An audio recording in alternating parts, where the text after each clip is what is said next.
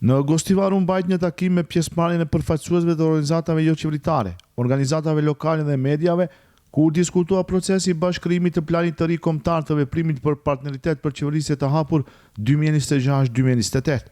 Ky takim ishte i fundit nga një seri aktivitetesh të organizuara nga Ministria e Administratës Publike në bashkëpunim me Fondacionin Metamorfozis dhe Qendrën për Komunikime Qytetare.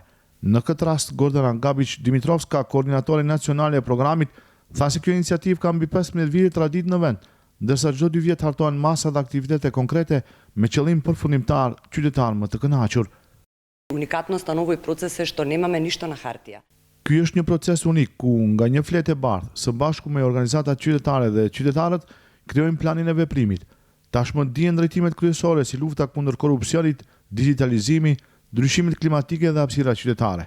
Drafti i parë pritet të jetë gati në muajin qershor, kur do të mund të flasim për masa konkrete dhe zbatimin e tyre në periudhën në vijim. Ngjarja u zhvillua në qendrën burimore qytetare në Gostivar dhe shërbeu si mundësi që pjesëmarrësit të informohen më nga afër për rëndësinë dhe përfitimet e partneritetit për qeverisje të hapur, si dhe për hapat dhe afatet kohore të përgatitjes së planit të ri të shtatë. Sipas German Filkov, nga Qendra për Komunikime Qytetare, një nga çështjet konkrete mbetet digitalizimi i shërbimeve publike. Да седнат граѓанските организации и институциите, одново да видат кои услуги може да се достапни онлайн, а не се достапни. Ka shërbime ku aplikimi bëhet online, por dokumentet duhet merren fizikisht. Pikërisht këtu synon të ndikojë ky plan, që shërbimet të bëhen më të qasshme ose plotësisht të digitalizuara. Kjo është veçanërisht e rëndësishme në nivel lokal, ku komunat kanë edhe zona rurale dhe qytetarët nuk kanë mundësi të udhëtojnë çdo ditë për të marrë shërbime.